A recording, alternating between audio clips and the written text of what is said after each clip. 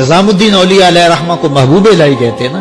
ان کا واقعہ بھی علماء نے یہ لکھا ہے، صوفیاء نے، کہ ان کے شیخ حضرت بابا فرید الدین گنج شکر رحمۃ اللہ تعالی علیہ ایک دن موج میں آ گئے اور کہا کہ نظام الدین محب بنو گے یا محبوب بنو گے؟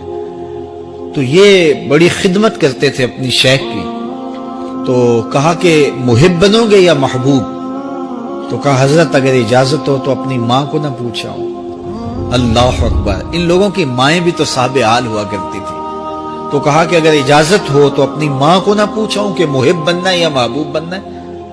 کہا جاؤ تمہیں اجازت ہے. تو گھر کی طرف روانہ ہوئے. ایک آدھ دن کا سفر کیا. راستے میں ایک فقیر تھا مجذوب، جو راستے میں بیٹھا تھا، حالت اس کی عجیب سی تھی. تو یہ سلام کر کے گزرنے لگے تو وہ مسکرا کے بولا محب بنو گے یا محبوب؟ تو حیرت زدہ ہو گئے کہ اسے کیسے پتا چل گیا، یہ تو میرے شیخ کا اور میرا راز ہے. تو رک گئے. کہا کہ حضرت اگر آپ بتا دیں تو بہت اچھا ہو. کہا نہیں ماں سے پوچھو، جو وہ بتائے گی وہی بن جانا، اور اگر ماں نے نہ بتایا تو کل آ جانا، اسی وقت یہاں ملاقات ہوگی، پھر میں بتا دوں گا. خیر چلے، رات کو پہنچے، والدہ کی خدمت میں سلام پیش کیا، پاؤں دبائے اور کہا کہ شیخ موج میں آ گئے اور کہا محب بنو گے محبوب بنو گے؟ تو میں نے کہا ماں سے پوچھ لوں. تو میں اماں جی آپ سے پوچھنے آیا ہوں، راستے میں یہ واقعہ بھی ہوا. تو ماں نے کہا کہ بیٹے تم صبح ناشتہ کر کے پلٹ جانا، اور وہ جو راستے میں تیرے دل کی بات بوجھ گیا وہ کوئی صاحب حال تھا، وہ تمہیں صحیح بتا سکے گا کہ محب بننا کہ محبوب بننا. خیر یہ صبح ناشتہ کر کے ماں کے پاؤں پکڑے، اجازت طلب کی اور واپس نکلے. اور وہاں جا کے دیکھا تو کوئی فقیر نہیں ہے. بڑے حیرت زدہ ہوئے. دائیں بائیں سے پوچھا کہ یہاں کل ایک بابا بیٹھا تھا. کہا وہ تو کل کے فوت ہو گیا. تو کہا اس کی قبر کہاں ہے؟ کہا قبر کس نے بنانی تھی اس کی؟ وہ گندگی کے ڈھیر پہ لوگوں نے پھینک دیا.